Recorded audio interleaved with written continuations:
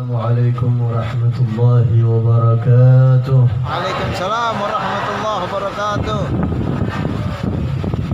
Alhamdulillahil qawiyil ghalib al-waliyyil talibil ba'ithil warithil manihus salim. Wa ashhadu an la ilaha illallah wahdahu la sharika lah. Rabbul masyariqi wal magharib. وأشهد أن سيدنا محمدا عبده ورسوله المبعوث إلى سائر الأعاجم والأعارب صلى الله عليه وسلم وعلى آله وأصحابه أولي المآثر والمناقب صلاة وسلاما دائمين متلازمين يأتي قائلهما يوم القيامة غير خائب. أما بعد فقال عز من قائل في محكم تنزيله وهو أصدق القائلين واعلموا أن فيكم رسول الله واعلموا أن فيكم رسول الله. أكبر عليك. وقال رسول الله صلى الله عليه وسلم إنما أنا لكم بمنزلة الوالد. ولله در الإمام محمد بن سعيد البوصيري حيث يقول في بردته مقفولة أبدا منهم بخير أب وخير بعل فلم تيتم ولم تئن. صدق الله العظيم وبلغ رسوله النبي الحبيب الوفي الكريم ونحن على ذلك من الشاهدين والشاكرين والحمد لله رب العالمين. Para habaib, para alim ulama, para kiai, para asatid, para tokoh masyarakat dan para sesepuh yang dalam kesempatan kali ini begitu banyak hadir di tengah-tengah kita, terutama bil khusus sahibul majlis al-wasilah yang alhamdulillah saya siang hari ini hati saya begitu senang melihat acara maulid pada saat ini. Habibnya masih muda, lulusan pondok pesantren, semangatnya masih besar, punya inovasi-inovasi yang baik dalam dakwah. Istrinya ustazah, lulusan pondok pesantren, bahkan sudah S2 Bib. Ya. Istri beliau sudah S2. Saya tanya, Bib, antum berapa? S1 Bib. Masa kalah sama bini Bib? Gimana? Hampir sampai S3 Bib, lanjut saya bilang. Ke depan tantangan bakal lebih banyak lagi. Dan insya Allah saya yakin perjuangan Al-Wasilah sekarang jangan dilihat sekarang dan kemarin Bapak Ibu. Bayangin 10-20 tahun yang akan datang. Yang sekarang mungkin orang boleh melihat, memandang sebelah mata, mencibir, ngeremehin, gak mau ikut gabung. Mungkin nanti 10, 20, 30 tahun lagi nyesel kalau gak ikut gabung. Siap istiqomah di Al-Wasilah, insya Allah. Kita doakan mudah-mudahan apa yang beliau cita-citakan, yang beliau rencanakan, dimudahkan oleh Allah Subhanahu wa ta'ala, dan insya Allah memberi manfaat yang besar bagi umat Islam. Dan mudah-mudahan kita minta kepada Allah, beliau dan keluarga beliau dikasih sehat walafiat, Allah tambahkan ilmunya, Allah berikan keistiqomahan sehingga bisa menjadi anugerah besar untuk warga wilayah Jawa Barat pada umumnya dan Kuningan khususnya. Amin ya rabbal alamin.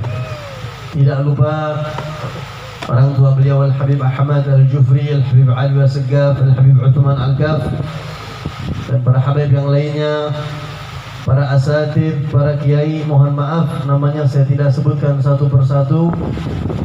Bapak Lurah Windu Haji beserta stafnya, dan juga bapak-bapak, ibu-ibu yang minta maaf saya tidak sebut namanya satu persatu.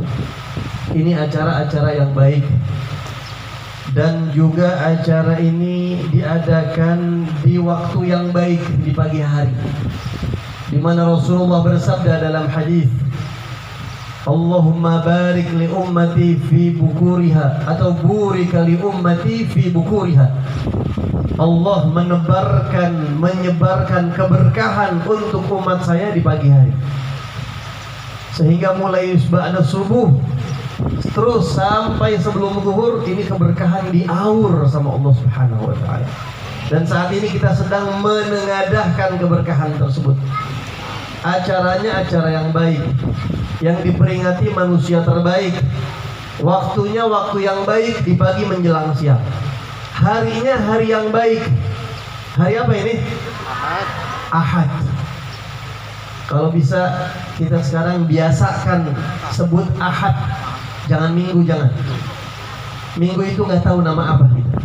Tapi kalau Ahad itu nama Allah. Satu-satunya hari yang namanya sama dengan nama Tuhan kita, Allah, adalah hari Ahad.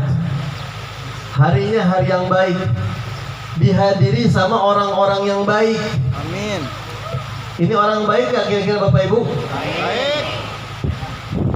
Saya insya Allah, saya husnudzan sama Allah, saya berbaik sangka sama Allah. Dan Allah berfirman dalam hadis qudsi, ana 'inda dhanni 'abdi bi. Saya akan sesuai dengan sangkaan hamba saya kepada saya. Saya ikuti dugaan sangkaan hamba saya kepada saya. Falyadhunna bi ma syaa. Silahkan dia sangka saya semau dia. Dia sangka saya baik, saya kasih baik, kata Allah. Dia sangka kepada saya buruk, saya akan berikan dia buruk. Terserah dia. Sekarang kita sama-sama husnudzan kepada Allah.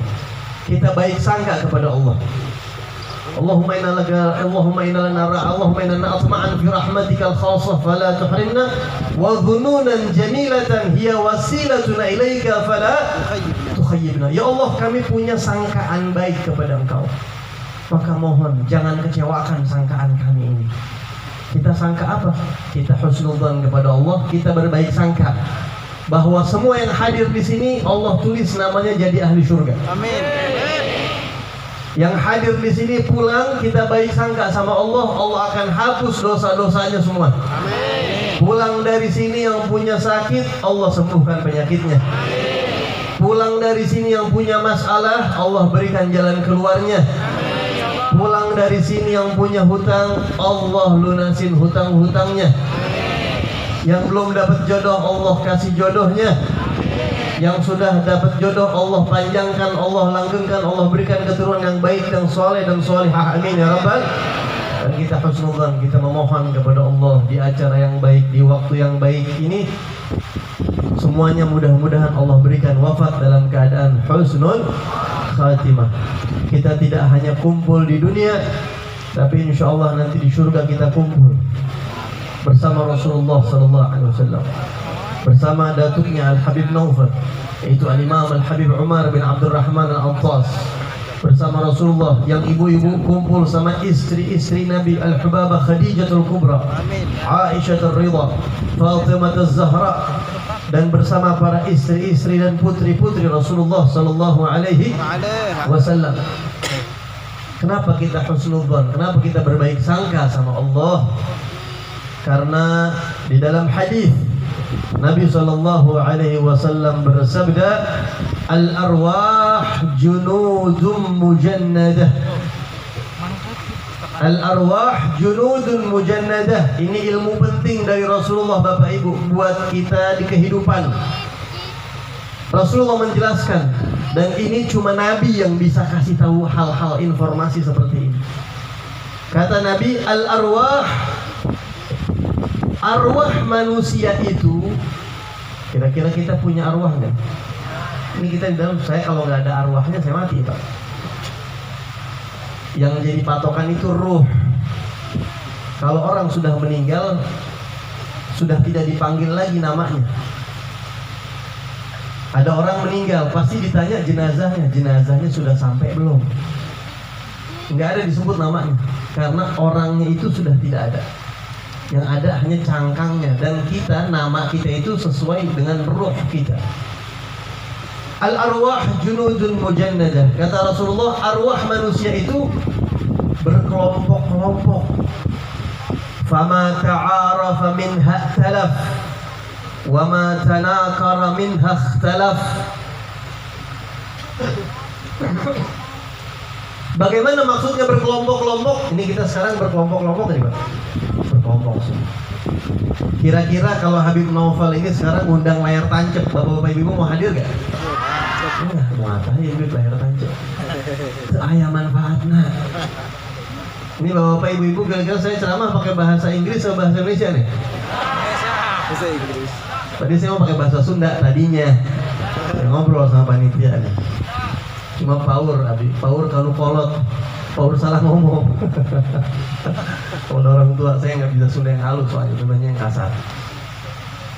Jadi arwah itu berkelompok-kelompok. Yang di dunia saling kenal, kata Nabi. Yang sekarang kita saling nyaman. Saya kalau nggak nyaman sama Habib Naufal nggak mau diundang. Ya, maaf ya, saya banyak urusan. Maaf ya, pasti begitu. Tapi subhanallah, saya bilang tadi, saya dari mulai tadi pagi jam 3 saya sampai di Kuningan, ini nyaman, orang-orangnya enak, masya Allah, enakin hati. Duduk tadi makan apa khas Kuningan tuh, ketupat lontong apa namanya? Cap. Apa? Bucap, bucap. Ya Allah, ini kok enak banget, ngobrol enak, ini sampai di sini ya Allah, ini enak amat. Ini hati itu jembar, enak, nikmat, kumpul kanan kiri, ngelihat wajah-wajahnya Bapak Ibu. Saya ingat hadis Nabi, fama ta'arafa minha ikhtalaf. Yang di dunia saling kenal, saling nyaman, berarti dulu arwahnya dia, kata Rasulullah, di alam arwah itu sudah saling kenal juga. Di dunia bakalan cocok, bakalan nikmat, bakalan nyambung. Maksudnya naon di alam arwah. Umur saya mungkin masih muda. Umur saya kalau secara umur dunia 41 tahun.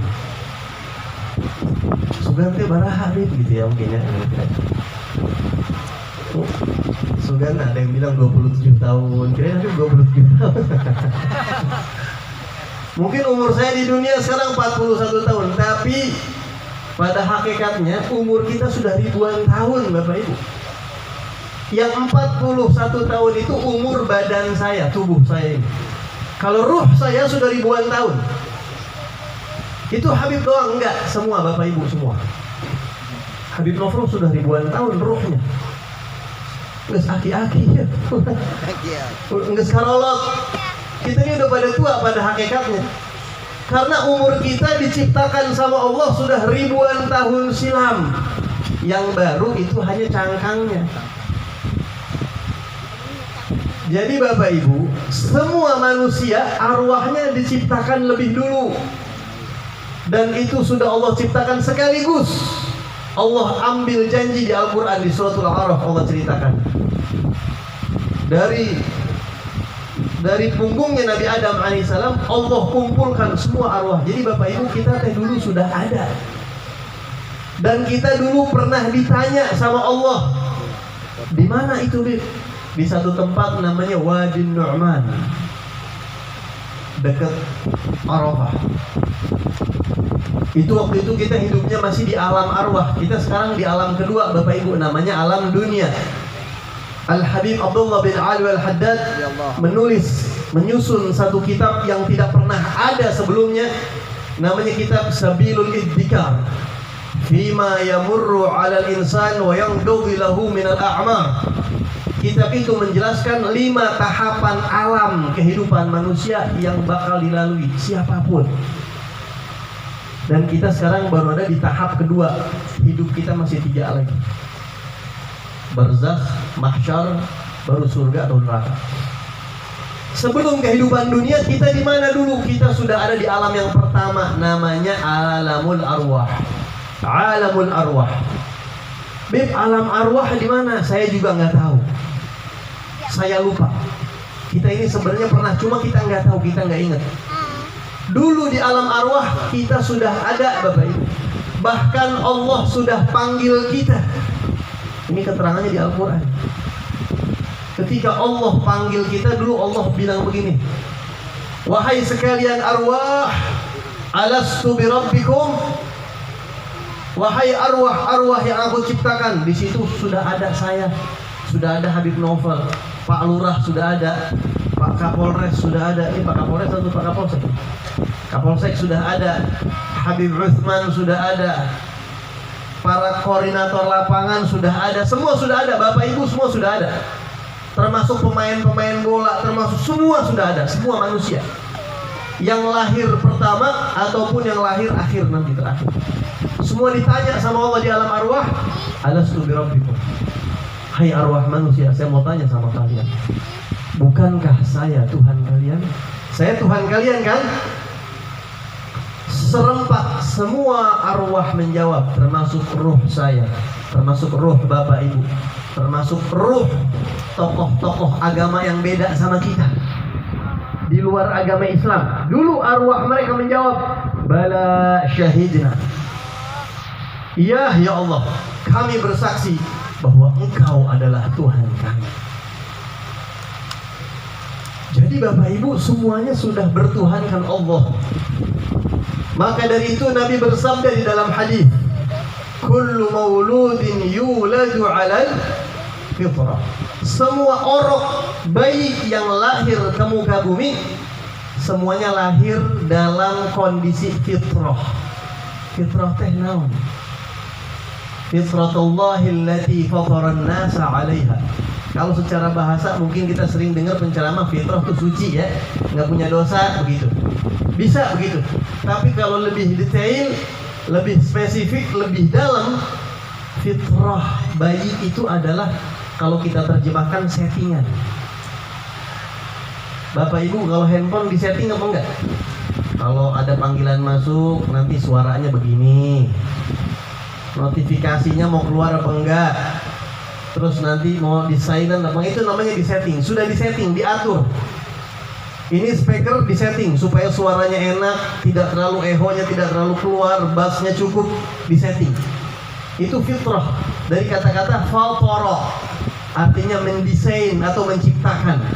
Kenapa bayi lahir dalam keadaan fitrah? Karena Allah sudah desain semua manusia. Tuhan kamu adalah Allah. Itu fitrah yang asli, suci. Kita hanya Tuhan kita Allah. Tidak ada dunia di hati kita, tidak ada makhluk di hati kita, hanya Allah saja. Dan semua bayi, makanya kalau ada bayi meninggal tidak ada yang masuk neraka Bapak Ibu. Kenapa? Karena Tuhannya masih Allah. Sesuai di alam arwah dulu. Saya terlalu panjang. Nah di alam arwah itu kita semuanya bilang bala syahidna ya Allah, Engkau adalah Tuhan kami. Nah di alam arwah itu kita dulu kumpul Bapak Ibu. Arwah itu kumpul-kumpul, kata Nabi Muhammad di dalam hadis. Arwah manusia itu dulu di alam arwah, bukan di dunia. Di alam arwah pun berkelompok-kelompok. Bagaimana Nabi kelompok-kelompoknya? Nih kelompoknya orang-orang. Kalau kita mau tahu dulu arwah kita kumpul di kelompok yang mana? Dulu di alam arwah kira-kira ruh kita ada di kelompok yang mana? Lihat sekarang kita senang sama siapa? Kita senang sama Nabi Muhammad, sama Al-Imam Al-Bukhari, sama Syekh Abu Bakar bin Salim, Al-Imam Fulan, Al-Habib Fulan, sama ulama, sama kiai, sama habaib. Senang sama orang-orang soleh. Berarti dulu ruh kita tuh kelompoknya kelompok arwah orang-orang soleh. Tapi kalau sekarang kita nih nggak kumpul, nggak senang sama orang-orang soleh, berarti arwah kita dulu nggak kumpul sama arwahnya orang-orang soleh. Jadi di alam arwah kita kumpul, di dunia itu kita bakalan seneng, cinta, dan kumpul juga. Bukan nggak ada Nabi Muhammad, nggak ada Imam Fulan sesudah pada meninggal. Cinta di hati kita yang merasa nyaman kepada beliau-beliau, itu tanda kita di alam arwah kumpul sama beliau-beliau dulu. Dan nanti setelah kita meninggal dunia di alam akhirat pun akan kumpul lagi. Al-mar'u ma'a man ahab, yuhsyarul mar'u ma'a man Seseorang nanti hari kiamat bakal dikumpulkan lagi, digabungkan lagi bersama siapa yang dia cintai waktu di dunia. Itu nyambung Bapak Ibu. Maka dari itu saya husnudzan kepada Allah. Kita husnudzan insyaallah.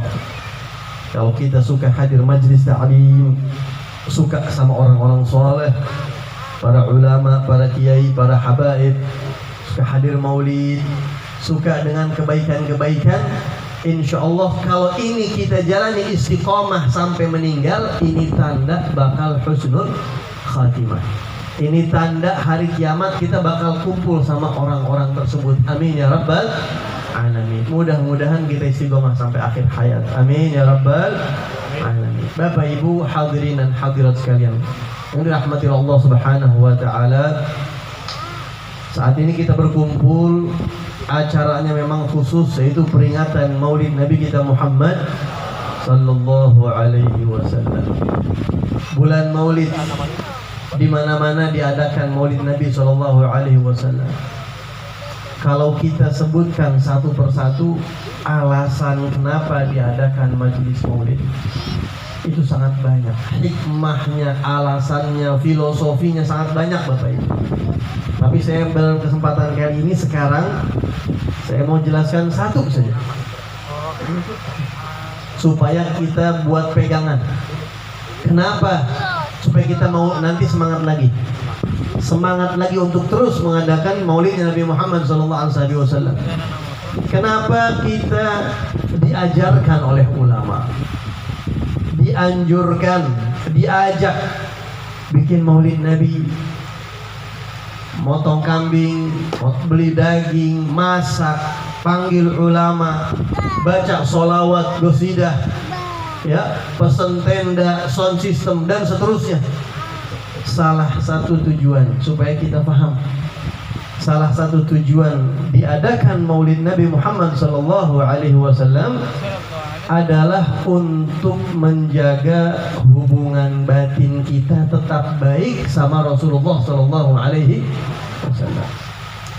supaya kita jangan lupa amat sama Rasulullah, supaya kita jangan terlalu jauh lupa dan tidak kenal dengan Nabi kita. Karena Bapak Ibu, sadar ataupun tidak sadar, salah satu target musuh-musuh Islam adalah, program mereka adalah bagaimana caranya umat Islam menjauh dari nabinya. Karena kalau umat Islam dekat dengan nabinya, kenal sama nabinya, cinta sama nabinya, rindu, ta'alluq batin, hubungan batinnya kuat sama Nabi Muhammad, mereka akan menjadi nomor satu. Nggak ada yang bisa mengalahkan mereka. Mereka akan menjadi orang-orang hebat. Apapun profesi mereka, kalau ada Rasulullah bakal hebat.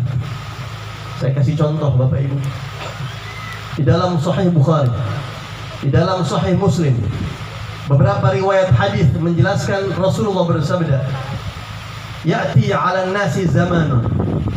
Nanti kata Nabi, akan datang satu masa pada manusia, yalzu fi'amun minan nas.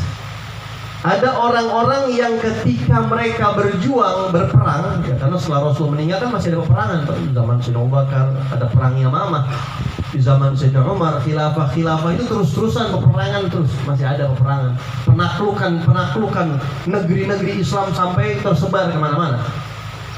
Rasulullah menjelaskan, dan ini hebat, dahsyat, luar biasa. Nanti akan datang masa-masa di mana ketika orang-orang akan berperang, umat Islam akan berperang, ada yang bertanya dulu sebelum perang umat Islam. Ini hadis sahih. Rasulullah bilang, nanti ketika mau perang ada yang bertanya, hal fikum man sahaba Rasulullah. Ya, saya mau tanya, kata satu orang nanti di peperangan. Rasulullah menjelaskan, dan ini terjadi. Di laskar perang ini siapa yang matanya pernah memandang Nabi Muhammad? Adakah sahabat Nabi Muhammad di sini? Ketika laskar peperangan itu mengatakan ada, lanjut perang. Perang, kata Nabi, fayuftahu lahum. Maka peperangan itu Allah berikan kemenangan buat mereka. Rahasianya apa? Di situ ada jamaah, ada anggota, ada laskar yang matanya pernah memandang Nabi Muhammad, dan itu menjadi sebab kemenangan. Di zaman berikutnya akan datang lagi orang-orang yang mau berperang, nanti bertanya dulu, hal fikum man sahaba Rasulullah. Apakah di antara kalian ada yang matanya pernah melihat sahabat Nabi Muhammad? Karena sudah beda generasi. Ada gak yang tabi'in yang matanya pernah memandang sahabat Rasulullah? Ada. Rasulullah jelaskan kalau di situ ada orang yang matanya pernah memandang sahabat Nabi. Yang mana sahabat Nabi matanya pernah memandang Rasulullah, fayuftahu lahum, Allah berikan kemenangan. Hadis ini Nabi ulangin sampai 3-4 kali, berarti 3-4 generasi. Ulama menjelaskan berdasarkan hadis ini bahwa siapapun yang berpegangan dengan Nabi Muhammad, dia akan sukses dalam segala urusannya. Kenapa Habib Novel kita lihat perkembangannya, Masya Allah. Ya, katanya tahun kemarin belum ada aula Habib ya. Sekarang ada. Dan kenapa? Insya Allah akan berkembang selama pegangannya sama Nabi Muhammad SAW. Akan terus jalan. Apapun kita, Bapak Ibu, apapun yang kita usahakan, apapun yang kita cita-citakan, Nabi Muhammad ini kuncinya. Maka dari itu musuh Islam berusaha menjauhkan kita dari Nabi Muhammad. Kalau saya tanya nih, nggak usah dijawab, jawabnya dalam hati aja. Kira-kira kita yang hadir di sini semua, bapak-bapak, ibu-ibu, yang di rumahnya punya buku sejarah Nabi Muhammad berapa orang? Nggak usah dijawab. Itu jadi bahan renungan kita. Berapa persen, nggak usah orang yang di luar, kita aja nih yang di sini. Berapa persen dari kita yang di rumah kita punya buku sejarah Nabi? Berapa persen yang suka kebet-kebet buka sejarah Nabi? Berapa banyak dari umat Islam yang sering meneteskan air mata rindu sama Nabi Muhammad SAW? Ini jadi bahan renungan para ulama. Khawatir umat Islam lupa dengan gemerlap dunia, dengan kesibukannya, dengan profesinya, dengan satu dan lain hal, maka ulama paksa harus ada wasilah, harus ada media, harus ada wadah supaya umat Islam tetap ingat sama Rasulullah. Umat Islam walaupun tidak baca sejarah Nabi, tapi mereka tetap kenal sama Nabi Muhammad SAW. Salah satunya adalah majlis maulid Rasul Sallallahu Alaihi Wasallam. Karena Bapak Ibu, hubungan kita sama Nabi Muhammad nggak main-main. Hubungan kita sama Nabi Muhammad, waduh, ini serius Bapak Ibu. Saya tanya, kira-kira kita punya hubungan sama orang tua kita, hubungan yang sangat dalam atau tidak? Dalam. Ibu kita, bapak kita, sangat kita hormati. Kalau hubungan sama tetangga kita, sama bapak ibu kita, mana yang lebih dekat? Bapak ibu. Tetangga ada hubungan, tapi levelnya di bawah orang tua kita. Hubungan kita sama relasi bisnis, teman usaha kita, hubungan baik, mungkin lebih baik sama dia daripada sama tetangga mungkin. Tapi tetap sama orang tua kalah. Karena hubungan kita sama orang tua emosional juga, hubungan biologis juga, dan lain sebagainya. Kita punya banyak hubungan di dunia. Sama si fulan hubungan saya satu organisasi misalnya. Sama si fulan saya urusan bisnis, saya punya hubungan, saya kenal baik sama dia. Sama si fulan hubungan saya saudara. Jadi kakeknya dia sama kakek saya sama-sama kakek-kakek misalnya. Atau sepupuan, masih ada hubungan saudara. Itu kan hubungan.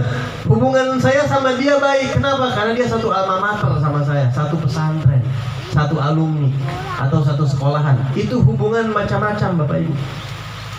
Pernah gak kita merenung, bertanya, bagaimana hubungan kita sama Rasulullah dibandingkan dengan hubungan-hubungan tadi? Semuanya putus loh. Hubungan kita sama Nabi Muhammad lebih daripada hubungan kita sama bapak dan ibu kita, lebih daripada hubungan kita sama teman, sama relasi bisnis, sama satu alma mater, satu komunitas, satu organisasi. Semuanya kalah. Maka yang paling harus dirawat adalah hubungan kita sama Nabi Muhammad. Lebih penting daripada semua hubungan yang ada. Karena itu Allah mengajarkan kita untuk merawat hubungan kita sama Nabi Muhammad, nggak main-main. Sampai Allah wajibkan kita setiap sholat ucapkan salam sama Nabi Muhammad. Setiap sholat. Sadar nggak kita itu?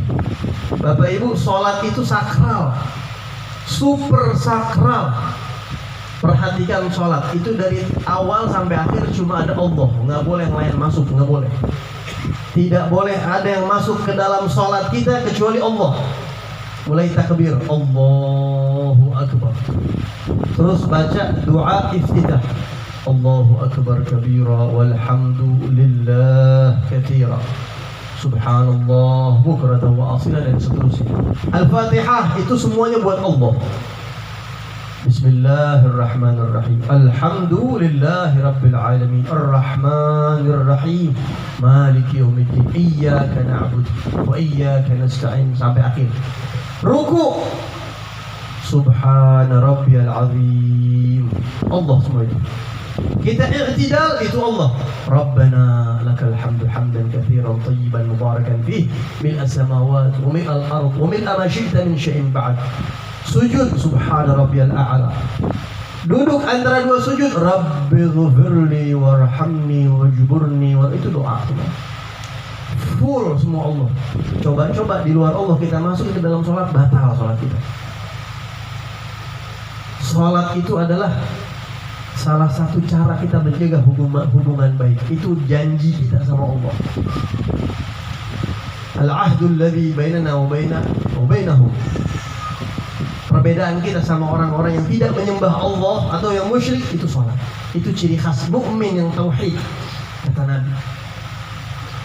Tapi sedemikian sakralnya, segitu kuatnya kita di dalam sholat, Allah seolah mengajarkan kita, sehebat apapun kamu punya hubungan sama saya, sekuat apapun, sekhusyuk apapun, setotal apapun kamu menghamba kepada saya, kamu haram melupakan kekasih saya, Nabi kamu. Ucapkan salam kepada beliau. At-tahiyyatul mubarakatus salawatut thayyibatu lillah. Seluruh penghormatan, seluruh bentuk ta'zim, pengagungan, semua milik Allah.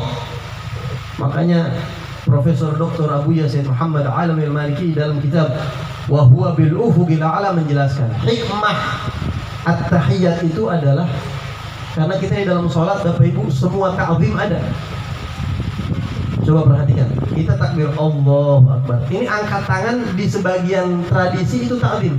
Kita kadang-kadang masih pakai Habib, masih Ustaz, masih angkat tangan. Angkat tangan itu bentuk hormat. Itu ada buat Allah. Pakai. Semua ta'zim pakai buat Allah. Ada lagi kita kadang-kadang menghormati orang, tangan kita sidakap ditaruh di sini. Iya betul. Ketika menghadap sama orang kita begini. Dipakai di sholat ada. Ruku, jangan tanya. Sebagian orang-orang Jepang menghormati orang lain dengan cara seperti itu. Pakai buat Allah. Sujud di sebagian tempat seperti itu. Bahkan di zaman Rasulullah masih ada orang-orang yang menghormati tokoh agamanya, bukan cium tangan, sujud, Pak. Sampai-sampai Sayyidina Mu'adz bin Jabal, salah satu sahabat Rasulullah yang diutus dakwah kemana-mana karena ahli fikih beliau, ahli halal dan haram, dakwah ke satu tempat, ke satu negeri, melihat tokoh agamanya dihormati dengan cara sujud. Pulang ke Madinah, tahu Sayyidina Mu'adz ini sujud sama Rasulullah. Kata Nabi, "Hei Mu'adz, nanaonan anjing kos kieu," kalau kita begitu kayak gitu. Nanaonan anjing, nanaonan. Lagu apa lu begini kalau orang kita begitu? Bangun. Apa ini? Ya Rasulullah, saya dakwah di satu daerah dan saya melihat umat itu, masyarakat, yasjuduna li asaqifihim. Mereka sujud kepada uskuf mereka. Kata Nabi, jangan. Lau amartu ahadan an yasjuda li ahadin la amartu al-mar'ata an tasjuda li zawjiha. Andai kata boleh manusia sujud sama manusia, saya tidak suruh kalian sujud kepada aku, saya tidak suruh anak sujud kepada murid, saya tidak akan suruh murid sujud kepada guru. Yang saya suruh satu, istri sujud sama suami. Kalau boleh manusia sujud ke manusia, pertama saya suruh istri sujud sama suami. Itu pun nggak boleh. Jadi nggak ada sujud kepada manusia, hanya untuk Allah. Kemudian duduk tahiyat ataupun tasyahud awal tasyahud akhir itu juga bentuk hormat. Kadang-kadang kita duduk di depan guru kita seperti itu duduknya. Di saat tahiyat kita bilang at-tahiyyatul mubarakatus shalawatut thayyibat lillah. Ya Allah, saya telah melakukan segala macam bentuk ta'zim, penghormatan. Semuanya kami persembahkan untuk Engkau. Semuanya hak Engkau ya Rabb. Ini kan berarti udah hebat banget mengagungkan Allah. Allah seolah kasih pesan, kamu nggak saya akuin hamba, nggak saya terima pengagungan kamu kepada aku kalau kamu nggak hormat sama Nabi aku, sama kekasih aku yang bimbing kamu, yang mengeluarkan kamu dari jalan yang gelap ke jalan yang lurus. Ucapkan hormat kepada dia. Maka kita di situ baca assalamu alayka ayyuhan nabiyyu warahmatullahi wabarakatuh. Bapak Ibu, ini banyak orang nggak sadar. Kita kalau sholat menghadap siapa? Sebagian orang merasa sholat itu hanya menghadap Allah. Tapi faktanya, realitanya kita bukan cuma menghadap Allah. Kita ucap salam buat Nabi, dan salamnya bukan assalamu alaina wa ala rasulillah. Bukan. Kalau buat orang soleh, iya. Assalamu alaina wa ala ibadillahi sholihin, iya.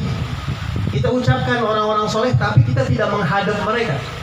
Tapi kalau Nabi Muhammad dalam bahasa Arab itu pakai dhamir khitab, pakai dialek seruan. Salam untukmu wahai Nabi, untuk engkau yang di depan saya. Kalau kita bilang salam untukmu, berarti dari depan kita. Di dalam hadis Sahih Muslim, Rasulullah SAW menjelaskan, "Ma min muslimin yusallimu alayya illa raddallahu alayya ruhi hatta arudda alaihi salam." Tidak ada satu orang muslim pun, dimanapun, kapanpun dia ucap salam kepada aku, kecuali Allah akan kembalikan ruh aku untuk aku balas dan aku jawab salamnya. Sadar ataupun tidak sadar, setiap kita sholat, kita sedang menjaga hubungan baik sama Rasulullah. Dan itu perintah Allah. Dan sholat kita nggak diterima, tidak sah kalau nggak mengucap salam. Dan di saat itu juga kita mendapatkan jawaban salam langsung dari Nabi Muhammad. Cuma karena kuping kita sering dengerin gosip, sering dengerin yang haram-haram, jadi apa yang disebutkan oleh Nabi itu nggak kedengeran sama kita. Waalaikumsalam. Nabi janji, siapa yang ucap salam sama saya balas. Itu janji Nabi. Hadis sahih riwayat Muslim, saya akan balas. Allah akan kembalikan ruh saya untuk saya jawab balas orang itu. Hadirin sekalian, dari sini kita ambil pelajaran. Jangan sampai kita melupakan Nabi Muhammad. Dan hubungan kita sama Nabi Muhammad lebih dekat daripada hubungan kita dengan orang tua kita. Sehari 5 kali kita disuruh mengucap salam setor muka sama Nabi Muhammad. Setiap hari kita disuruh 5 kali setor muka. Hadirkan Rasulullah dalam kehidupan kita setiap hari 5 kali. Saya mau tanya sama Bapak Ibu, kira-kira kalau ada orang Kuningan misalnya, atau orang Bandung, orang Ciamis, terserah orang mana, punya bapak, punya ayah, ayahnya ini orang terkaya sedunia, dan seluruh pemimpin tokoh sedunia ini segen sama dia. Misalnya ini menghayal ya, contoh. Seluruh manusia sedunia itu segen sama dia, hormat, sungkan sama ayahnya. Jabatannya kuat, ngomong orang dengerin. Dan bukan cuma itu, dia juga seorang yang doanya mustajab, ahli ibadah yang kalau minta apa-apa sama Allah langsung digabul. Kira-kira ayahnya sakti kan nih Bapak Ibu? Seorang wali besar, doanya mustajab. Dia punya tambang emas, tambang perak, tambang titanium, semua tambang emas dan perak sedunia kontraknya sama dia misal. Sehingga seluruh pemimpin dunia apa kata dia? Kalau bapak-bapak, ibu-ibu jadi anaknya orang itu, kira-kira hidupnya bahagia nggak? Kalau kita jadi anaknya dia, bahagia nggak kira-kira? Aneh nggak kira-kira? Bapak itu punya anak, cuma anaknya hidupnya nggak bahagia. Aneh nggak? Begitulah kira-kira gambaran kita sama Nabi Muhammad SAW.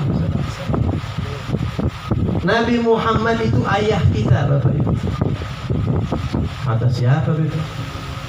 Makanya bikin maulid biar ngerti. Maulid ini ilmu. Yang belum tahu tentang Nabi Muhammad biar kenal umat sama Nabi Muhammad. Sayyidina Ali bin Abi Thalib mengatakan aba'uka thalath. Ayah kamu ada 3. Bahkan bisa lebih. Kita punya bapak banyak. Satu, bapak yang melahirkan kita. Abuka alladhi waladak. Bapak kandung, bapak biologis kita. Saya Muhammad bin Alawi. Ayah saya Habib Alawi, itu bapak kandung. Habib Naufal bin Abdullah, itu bapak kandungnya. Kemudian yang kedua, abuka alladhi zawwajaka binatah. Yang menikahkan kamu dengan putrinya, bapak mertua Habib Ahmad Al-Jufri. Itu abahnya Habib Naufal juga sama. Ya. Kemudian yang ketiga, abuka alladhi 'allamak. Guru yang mengajarkan kamu itu bapak. Belum lagi nanti bapak angkat, belum lagi nanti kamu saya anggap anak, belum lagi Kang anggap saya anak ya, kamu macam-macam, banyak bapak kita kadang-kadang. Tapi sadar gak kita, Rasulullah itu bapak kita yang paling besar. Tadi baca maulidnya Simtud Durar. Di dalam Simtud Durar, Bapak Ibu, nantinya mungkin doanya nih, nanti doa belum dibaca. Di situ di doanya Simtud Durar ada Al-Abil Akbar, Al-Mahbubi laka, Al-Mahbubi laka wal mukhassas bi syarafil abqar. Rasulullah adalah Al-Abil Akbar, ayah yang paling agung. Rasulullah adalah the great father, ayah kita yang paling luhur itu Nabi Muhammad. Dan itu disebutkan secara tersirat di dalam Al-Quran. Sudah Allah jelaskan secara tersirat, bukan secara tersurat, secara kontekstual, bukan secara tekstual. Allah berfirman di Al-Quran, An-Nabiyyu awla bil mu'minina min anfusihim wa azwajuhu ummahatuhum. Allah sebut di Al-Quran, istri-istri Nabi itu ibunya orang-orang mukmin. Siti Khadijah itu ibu kita. Siti Aisyah ibu kita. Siti Hafsah, Siti Maimunah, Siti Ramlah, istri-istri Nabi itu ibu kita. Berarti Nabi apanya kita? Bapak kita, ayah kita. Bahkan beliau bukan cuma ayah kita, Al-Abil Akbar, ayah yang paling agung di antara semua ayah-ayah. Nah, Rasulullah ini Pak, kira-kira powernya seapa? Gua jangan ngomong. Nabi-nabi nggak kuat kasih syafaat buat manusia di hari kiamat. Rasulullah yang bilang, analah. Syafaat itu di tangan saya. Saya bantu semua manusia, umatnya Nabi Adam sampai hari kiamat, semua saya bantu, saya kasih syafaat. Walan yadhiga Rasulullah jahuka bi idza karimu tajalla bismi untabi. Kira-kira Nabi Muhammad kalau mau bikin kaya orang gampang apa susah? Ya Allah. Mau bikin orang kaya nih, mau ngasih materi sama orang. Saya kasih gambaran Bapak ya. Di dalam Sahih Bukhari, Rasulullah sudah ngomong terang-terangan. Apa kata Nabi? Utitu mafatiha khazainil ard. Kunci gudang kekayaan bumi sudah Allah serahkan di tangan saya. Nanti mau tambang apa sama Rasulullah? Cuma Nabi ditawarin gunung jadi emas saja nggak mau. Tapi Nabi bisa kasih, bisa. Ada satu sahabat namanya Abu Rafi', kunyahnya Abu Rafi'. Ini bahan renungan buat kita. Abu Rafi' ini Bapak Ibu, dia salah satu ashabus suffah, sahabat yang sehari-hari tidurnya di masjid Nabi Muhammad karena nggak punya rumah. Ada 60 atau 70 orang kira-kira sahabat Nabi yang disebut dengan ashabus suffah, orang-orang yang tidur di emperan Masjid Nabawi. Pimpinannya namanya Abdurrahman bin Sakhar Al-Yamani atau kita kenal dengan Abu Hurairah. Ini Abu Rafi'. Jadi memang kalau orang-orang tidurnya di masjid sekarang kayak Habib Naufal, dan Habib Naufal rumahnya di situ. Santri-santri itu di situ. Kira-kira yang paling sering banyak khidmah orang yang jauh apa yang dekat kira-kira? Yang dekat. Kalau disuruh apa-apa yang fulan tang pang nyokot kencai. Fulan kadi pang meserkeun nasi eta nasi naon misal. Nah ini sahabat-sahabat yang tinggal di emperan itu sering disuruh-suruh sama Nabi. Satu hari ada orang menghadiahkan 1 ekor kambing buat Rasulullah. 1 ekor kambing dikasih. Dipotong kambing itu, disembelih. Selesai ini Abu Rafi dibilang sama Rasulullah, ya Abu Rafi, nawil nidhira. Wahai Abu Rafi, tolong ambilkan paha depannya buat saya. Kambingnya cuma 1 ekor ya, ada orang kasih cuma 1 betul. Dipotong sama dia paha depan, dibawa ke Nabi Muhammad. Dhira itu paha depan, dan di dalam kitab-kitab sejarah disebutkan salah satu lauk favorit Rasulullah itu paha depan kambing dipanggang. Itu salah satu makanan kesukaan Nabi Muhammad SAW. Makanya kalau beberapa adik kayak di Habib Nagih itu Syekh Abu Bakar itu kadang-kadang beliau sering, atau di beberapa ulama-ulama itu sering diambil sama dia tuh. Sudah ditaruh di hadapan Nabi, Rasulullah bilang lagi, nawil nidhira. Tolong ambilkan saya paha depan kambing. Dia jalan lagi, dipotong kambing di tempat persembelihan, dipotong dulu. Ini Rasulullah. Sudah 2. Kira-kira paha kambing di depan ada berapa? 2. Nabi bilang lagi, nawil nidhira. Saya minta paha depannya lagi. Abu Rafiq di situ basyariahnya keluar, manusiawinya keluar. Namanya manusia biasanya pakai akal. Di situ keimanannya dia lagi lupa. Mungkin kita juga kalau di posisi situ begitu, lebih parah kali gitu. Kata Abu Rafi, ya Rasulullah, wahal syaghir dira'in. Ya Rasulullah, kan dua-duanya udah saya kasih. Emang kambing punya paha depan berapa? Kan cuma 2 ya Rasulullah, nggak ada lagi. Udah cuma 2 doang, nggak ada, udah habis. Ini lihat sabda Nabi. Ini sabda Nabi, lihat. Ini jadiin pegangan hidup, lihat, jadiin pegangan hidup kita. Ini yang ngomong ayah kita. Yang kalau kita kolokan, kalau kita ogoan sama Nabi, itu jadi rahasia sukses. Kita kadang-kadang merasa jauh sama Rasulullah, kurang kolokan, itu penyakit kita. Apa kata Nabi bilang sama Abu Rafi yang udah bawain 2 paha depan kambing ini? Rasulullah bilang, lau sakat lanawaltani dhira'a ma da'utu bih. Andai kata waktu saya suruh kamu ambilkan paha depan lagi, kamu diem, kamu nurut aja sama saya, berapapun saya minta, kamu gak akan berhenti dapat paha depan terus. Cuma karena kamu sudah pakai logika, maka mu'jizat yang Allah siapkan untuk saya putus.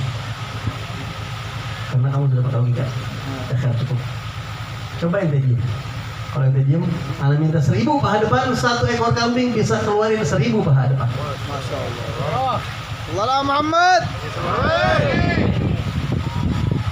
Dan itu sudah dibuktikan di banyak cerita apa? Kesiangan. Takut ada yang udah duduk dari jam 7 dari Bandung, saya takut ntar lama. Banyak cerita. Intinya apa, Bapak Ibu? Nabi Muhammad itu kira-kira kalau kita ucapin salam dengar apa enggak? Bisa paham bahasa kita atau tidak? Sama kita sayang apa enggak? Kita anaknya. Kalau kita punya masalah, punya hajat, punya apa-apa, sesekali kolokan sama Rasulullah. Ambil wudhu, masuk kamar, tutup kunci kamarnya, wangiin, bakar gaharu. Ini mau ngomong sama Nabi nih, jadi harus spesial. Gaharunya jangan gaharu kerucut yang 1.300 atau 2.000 tuh, yang kalau kita cium kita bisa batuk, yang ampas gergaji, jangan.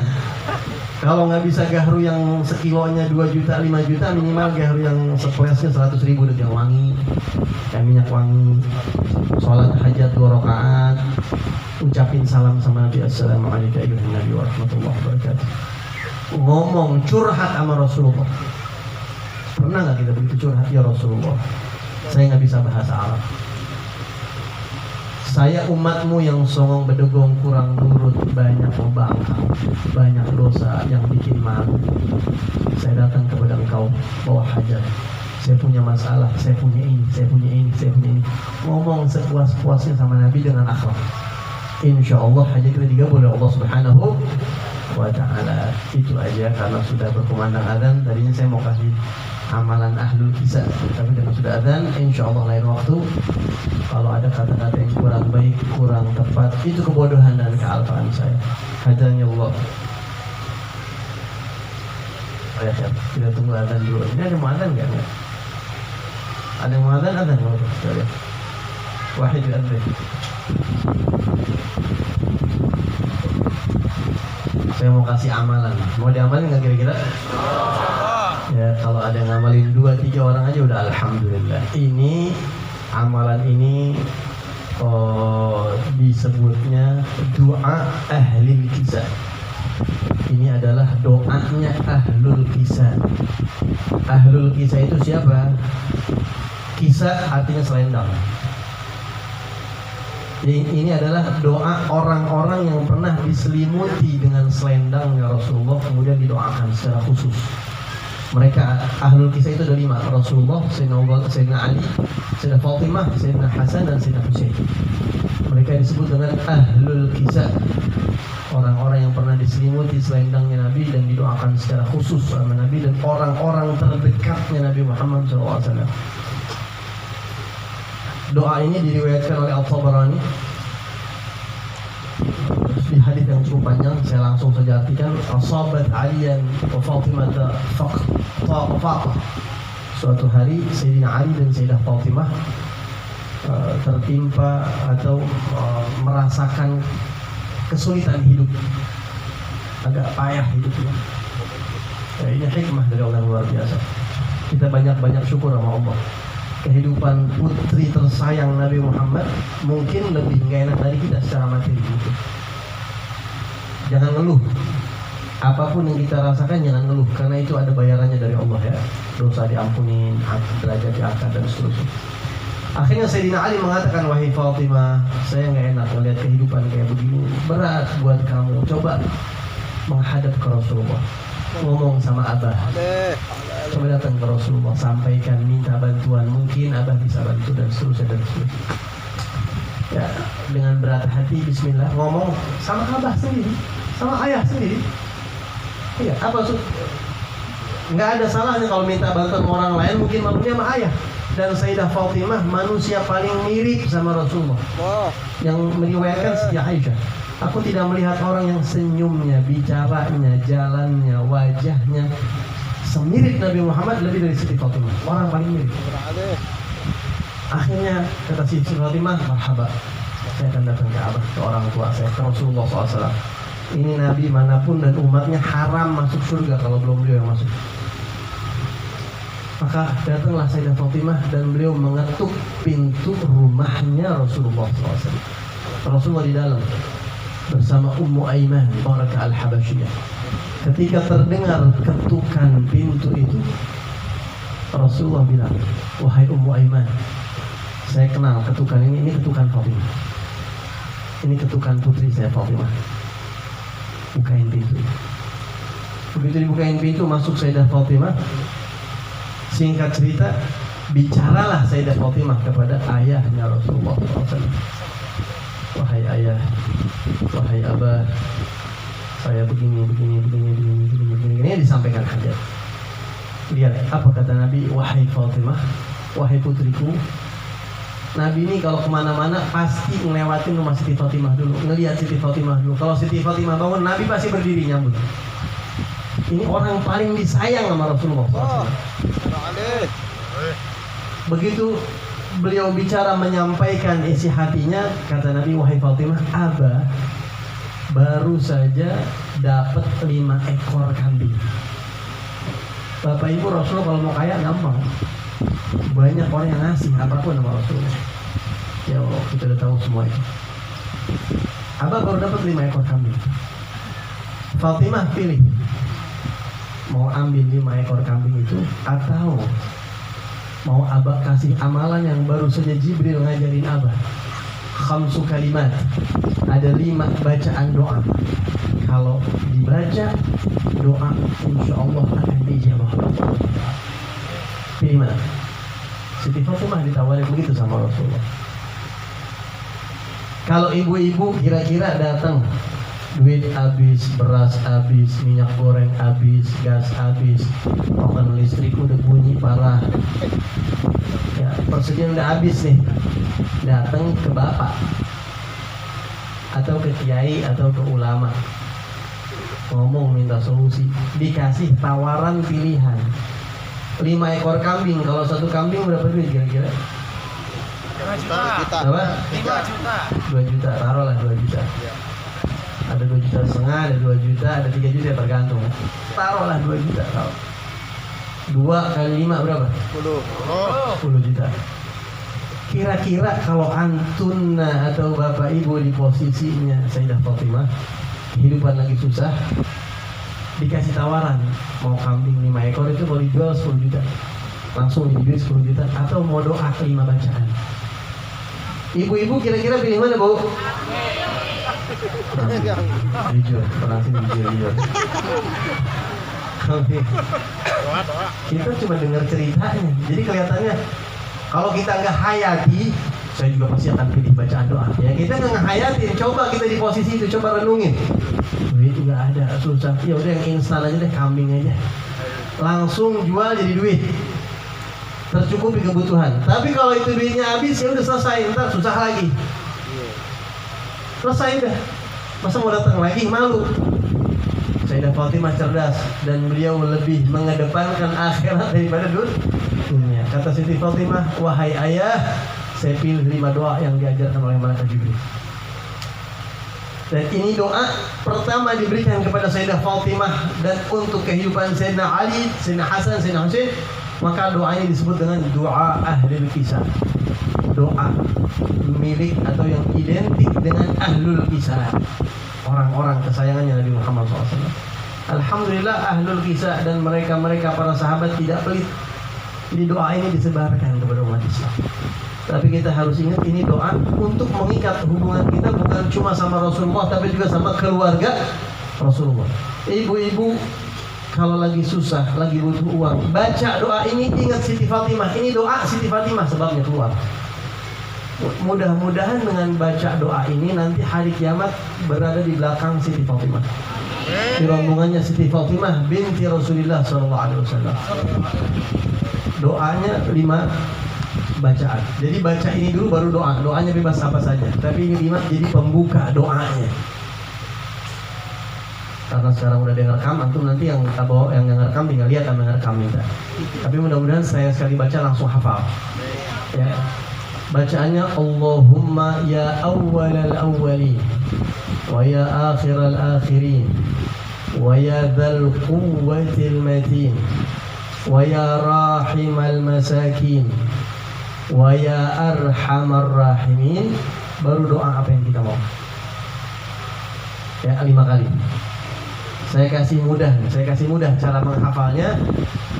Yang pertama dan yang kedua, ya awwalal awwalin, ya akhiral akhirin. Gampang gak tuh? Awwalal awwalin, akhiral akhirin. Itu insya Allah gampang. Yang kelima sering kita baca, ya arhamar rahimin. Tinggal yang ketiga sama yang keempat diingat-ingat. Yang ketiga itu, ya dzal quwwatil matin. Wahai Tuhan yang memiliki kekuatan yang maha dahsyat. Yang keempat, ya rahimal masakin. Wahai yang kasihan, yang penyayang kepada orang-orang lemah, orang-orang miskin. Ya awwalal awwalin, ya akhiral akhirin, ya dzal quwwatil matin, ya rahimal masakin, ya arhamar rahim. Kita baca satu kali ya. Allahumma ya awwalal awwalin wa ya akhiral akhirin wa ya dzal quwwatil matin wa ya rahimal masakin wa ya arhamar rahimin. Doa setelah itu apa yang kita mau. Mudah-mudahan ini jadi sebab kita terus berada di belakang Rasulullah dan putri-putri dan istri Rasulullah SAW, keluarga Rasulullah SAW. Amin ya Rabbal alamin. Ini doa nggak perlu ijazah. karena Nabi yang memberikan langsung. Jadi ini doa sifatnya umum. Kalaupun kita pengen ijazah, kata ulama, ini kita suruh aja udah jadi ijazah. Kalau ulama nyuruh itu jadi ijazah, berarti antum dapat dari Al-Faqir, dari saya dapat baru dari Habib Zain bin Ibrahim bin Sumaid, dan seterusnya. Ya, kemarin kita bertamu ke rumah beliau. Mudah-mudahan kita baca Al-Fatihah. Mudah-mudahan Allah tulis nama kita, Allah mudahkan kita buat dapat kebahagiaan dunia akhirat. Kesulitan yang kita rasakan Allah angkat dengan cepat insyaallah.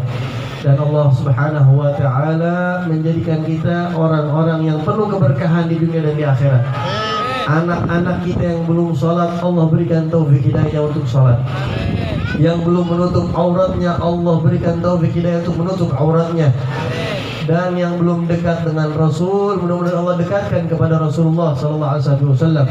Dan mudah-mudahan kita doakan hajat sahabat majlis Al-Habib Naufal bin Abdullah Sigaf. Allah mudahkan segala urusannya. Allah jadikan beliau mercusuar di kampung ini khususnya dan umumnya untuk wilayah sekitarnya. Pondok pesantrennya kelak mengeluarkan ulama amilin, duat mukhlisin, qurrat ain li sayyidil muhsinin, dan juga keturunan-keturunan beliau. Dan kita yang hadir